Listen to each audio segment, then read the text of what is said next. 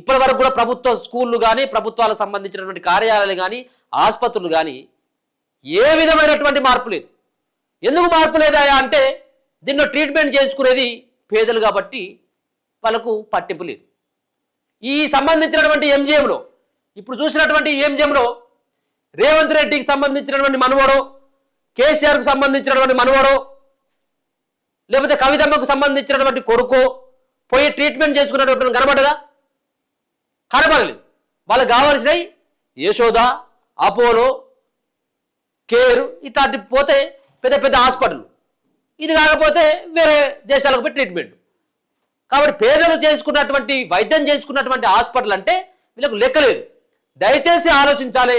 ఎవరైతే పేదలకు సంబంధించినటువంటి దాంట్లో పేదలకు సంబంధించినటువంటి సంక్షేమాన్ని వాళ్ళ ఆరోగ్యాన్ని పట్టించుకున్నటువంటి నేతను మనం ఎన్నుకోవాల్సిన అవసరం ఉంటుంది.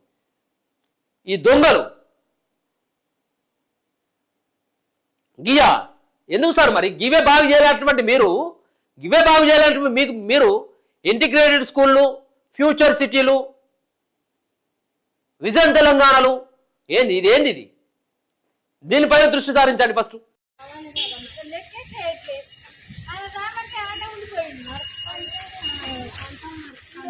వాళ్ళు లేరా అమ్మ? కంపౌండర్ వాళ్ళు ఇవ్వలేరా? చిన్న పిల్లలు కదా వాళ్ళు.